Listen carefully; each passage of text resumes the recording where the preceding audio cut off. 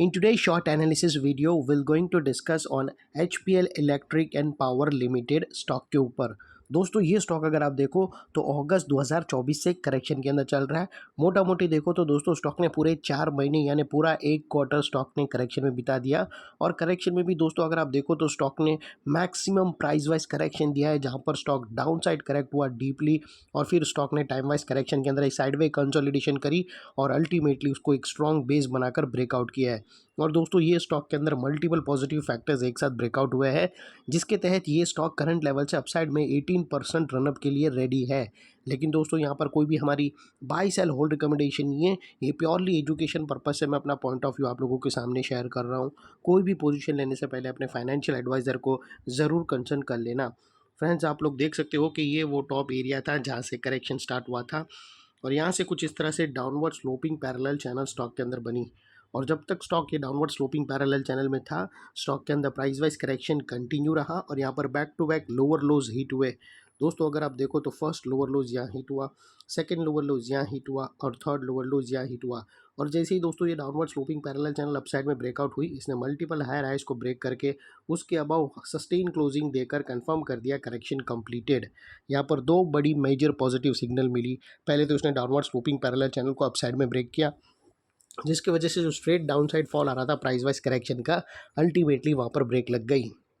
और सेकेंडली इसके अंदर जो back to back lower lows hit हो रहे थे वो स्टॉप होके उसके अगेंस्ट में first time higher highs register हुए क्लोजिंग बेसिस पे, जो हमें कंफर्म करता है कि स्टॉक के अंदर बॉटम लग गई है, करेक्शन कंप्लीटेड और ट्रेंड इसका चेंज हो चुका है। करेक्शन का ट्रेंड बाई साइड की तरफ शिफ्ट हो चुका है। अनलेस एंड अनटिल यहाँ पर कोई नया लोअर लोज ना मिले या फिर पुराने लोअर लोज के नीचे क्लोजिंग ना मिले, तब तक हम यही मानकर चलेंगे कि यहाँ पर बॉटम लग गई और करेक्शन कंप्लीटेड।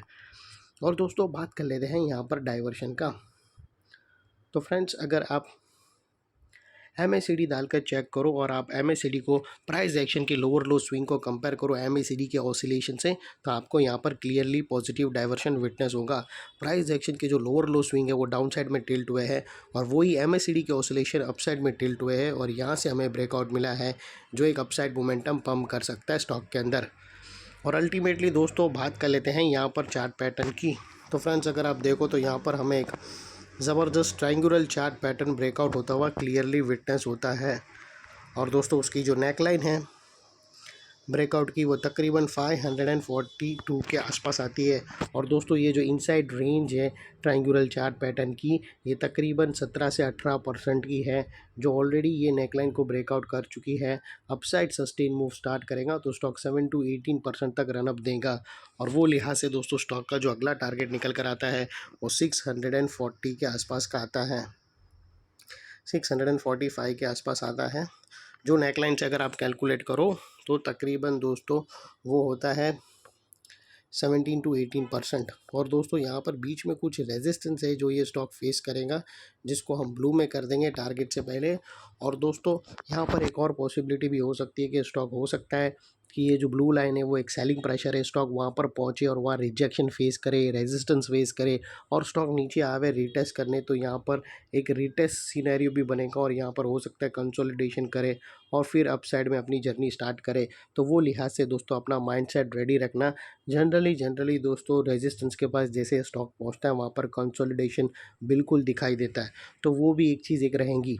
और बात कर लेते हैं यहाँ पर स्टॉप लॉस की। तो आप अपने एडवाइज़र को पूछकर ATR की हेल्प ले सकते हो, या फिर फर्स्ट ब्रेकआउट कैंडल की लो के नीचे क्लोजिंग बेसिस पे, या फिर दोस्तों कोई भी नियरेस्ट लोअर स्विंग आपको मिले जहाँ पर आपका risk to reward ratio, overall आपका risk to reward ratio stop loss के अंदर एटलीस्ट 1:2 या मिनिमम 1:1.5 रहना चाहिए। और फाइनली दोस्तों नेकलाइन के पास का ये एरिया बहुत ही इंपॉर्टेंट एरिया बनकर खड़ा है, क्योंकि अगर आप देखो तो मल्टीपल पॉजिटिव फैक्टर्स यहाँ पर एक्शन में आते हुए मिले। दोस्तों यही एरिया पे हमने downward sloping parallel channel upside में ब्रेकआउट होते हुए मिली। यही एरिया पे लोअर लोज हमें हायर हाइज में शिफ्ट होते हुए मिले। यहाँ पर ही दोस्तों MACD के थ्रू क्लियर पॉजिटिव डाइवर्शन मिला और यहाँ पर ही दोस्तों एक ascending triangular chart pattern breakout होते हुए मिली। तो वो लिहाज से दोस्तों ये एरिया जो अभी तक एक स्ट्रॉन्ग रेजिस्टेंस था वो अल्टीमेटली स्ट्रॉन्ग सपोर्ट बनकर खड़ा है। और इतने बड़े स्ट्रॉन्ग सपोर्ट के नीचे क्लोजिंग बेसिस पे आप लोगों का स्टॉप लॉस रहना चाहिए जो आसानी से हिट ना हो। और बाय एनी चांस अगर क्लोजिंग बेसिस पे हिट हो जाता है तो दोस्तों नो इफ नो बट सीधा स्टॉप लॉस देकर ट्रेड को वाइंड अप कर देना। ये थी हमारी शॉर्ट एंड स्वीट एनालिसिस अच्छी लगे तो प्लीज़ चैनल को लाइक शेयर सब्सक्राइब ज़रूर करना। Thank you. जय हिंद।